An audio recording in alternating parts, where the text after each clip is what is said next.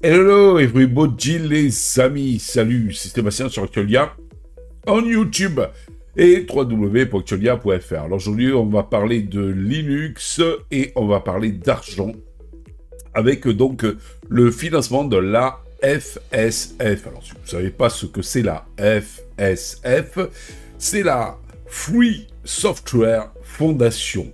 Voilà, donc le financement de la FSF, la Free Software Foundation, et de Linux. On va essayer de faire une petite analyse là-dessus.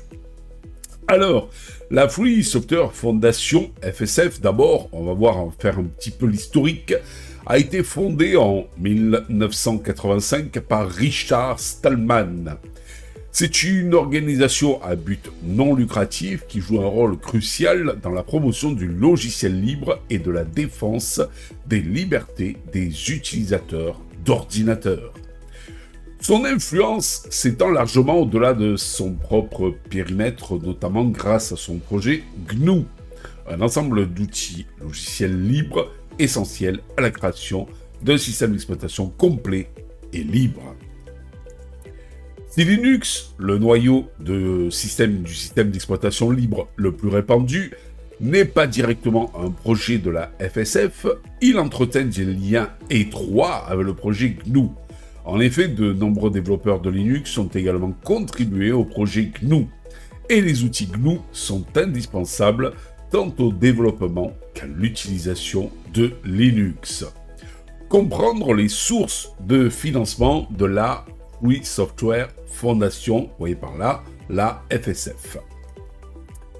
La pérennité de la FSF repose sur un ensemble de sources de financement dont les plus importants sont les suivants. Les cotisations des membres. La FSF compte des milliers de membres individuels et institutionnels qui versent une cotisation annuelle. Ces contributions représentent une part essentielle des revenus de l'organisation et témoignent d'un soutien de la communauté envers ses actions. Les dons ponctuels provenant de particuliers, mais aussi d'entreprises privées, constituent une source de financement non négligeable pour la FSF. Ils permettent à l'organisation de répondre à des besoins ponctuels et de financer surtout des projets spécifiques.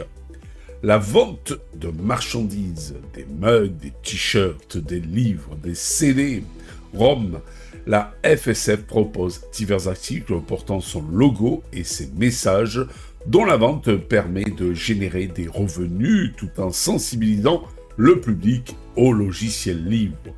Les subventions.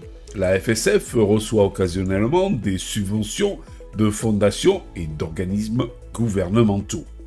Ces subventions ciblent généralement des projets spécifiques ou des domaines d'intervention précis.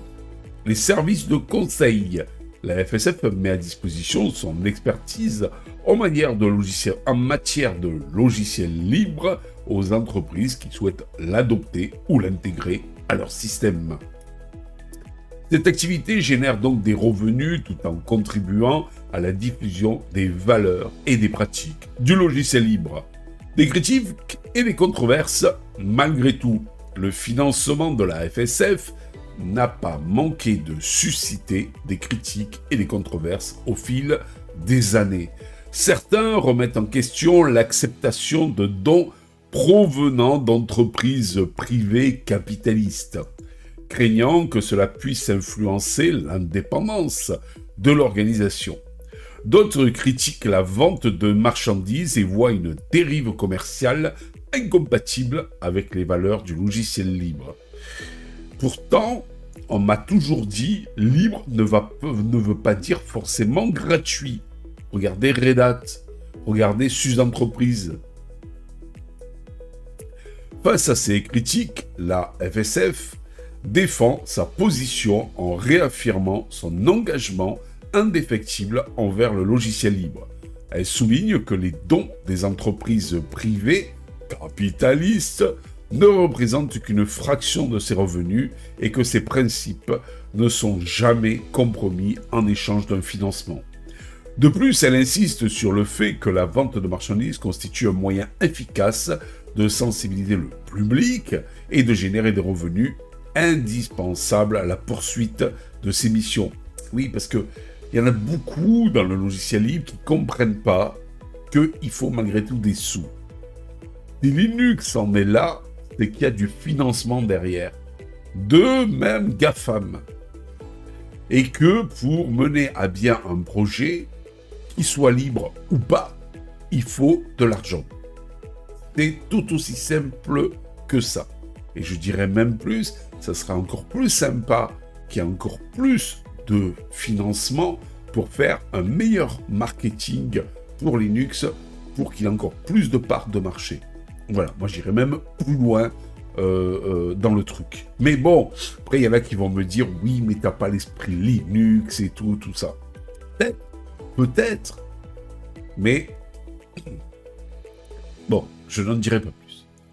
Un modèle de financement transparent et responsable. La FSF s'engage à une totale transparence en ce qui concerne ses finances. Et en plus, ça rime.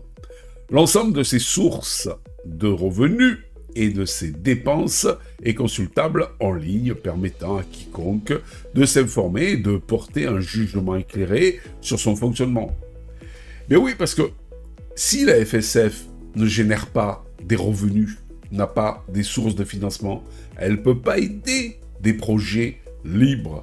Elle ne peut pas aider à faire connaître, à faire la promotion du libre, si elle n'a pas des financements derrière. C'est tout aussi simple que ça. Pour pousser des projets libres, il faut bien des sous. C'est tout.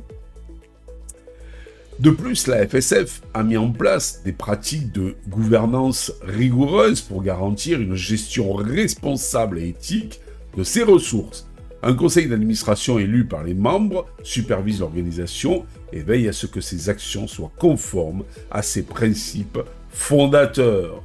Pour conclure, un financement au service du logiciel libre, le financement de la FSF, Free Software Foundation, est un sujet complexe et délicat, nourrissant des débats et des réflexions légitimes. Néanmoins, il est essentiel de comprendre les différentes sources de financement de l'organisation, ses principes et ses pratiques pour se forger une opinion éclairée sur son rôle et son influence dans le monde du logiciel libre. Alors je sais qu'en France, c'est un petit peu tabou, donc dès qu'on parle d'argent, ça en fait bouillir certains, mais pourtant sans argent, pas de projet. Je vous promets que si Linux n'avait pas été financé, entre autres par des très grosses sociétés, HP, Lenovo, IBM, les GAFAM, il n'en serait pas où il est là à l'heure actuelle. Avec, donc, il faut dire ce qui est, un noyau bien sympa, bien mature, avec des DE comme KDE, par exemple, les GNOME. Je sais qu'il y en a encore qui vont me dire « Ouais, ils parlent que de KDE des GNOME, mais pour moi, c'est les DE les plus matures qui existent sur Linux. » Eh bien, franchement, on n'en serait pas là si jamais il n'y avait pas tout ce financement derrière. Voilà, c'est tout. Des grosses sociétés, donc comme par exemple LibreOffice, comme tout un tas de normes qui parfois viennent du libre, n'en seraient pas là, n'auraient pas pu s'imposer si jamais il n'y avait pas les sous-sous derrière. Voilà. Vous savez, souvent tout le monde dit par exemple que la Chine est un pays communiste, c'est vrai, mais capitaliste, parce que malgré tout, regardez tout le business qui se fait en Chine. Ben, le logiciel libre, c'est un peu ça aussi. C'est-à-dire, ok, ça a une dominance de personnes de gauche, il y a beaucoup de gens de gauche qui sont sur Linux, parce que j'en ai vu, mais malgré tout, il faut se dire ce qui est, il faut des sous. Donc, il y a un côté capitaliste derrière Linux qui permet de l'amener là où il est. Alors, dire que la FSF fait des sous, c'est pas normal et tout, moi je trouve que c'est normal et que j'espère qu'elle en fera encore plus pour encore plus. Donc, en fait, faire la promotion du logiciel libre. Voilà. S'il est vrai que la FSF, Free Software Foundation, n'est pas à l'abri de critiques, il est également important de reconnaître son engagement sans faille envers la promotion du logiciel libre et la défense des libertés numériques. Son modèle de financement, bien qu'imparfait pour certains, lui permet de poursuivre ses missions avec constance et de contribuer à l'essor d'un écosystème numérique plus libre, plus juste et plus ouvert à tous. Et vous, vous en pensez quoi de tout ça? Voilà. Est-ce que vous pensez que c'est Linux, c'est Alice au Pays des Merveilles, qu'il ne faut pas d'argent, faut pas de financement, voilà, et que c'est tout le monde qui met ses petites contributions? Ben, le problème, c'est que comme ça, Linux avancerait très peu. Voilà. Et c'est grâce au financement de certaines très grosses sociétés, aux dons de certaines très grosses sociétés, que aussi Linux avance. Voilà. Et il ne faut pas avoir ce tabou de l'argent dans Linux. Voilà. Ce n'est que mon avis, mais l'avis aussi de la FSF. Et vous, vous en pensez quoi? Allez, sur ce, je vous dis à ciao pour une prochaine vidéo. N'oubliez pas le petit pouce en l'air, n'oubliez pas de vous abonner pour nous encourager dans cette belle aventure multimédia, car sur Actualia, on parle vrai. Allez, ciao les amis, bye bye.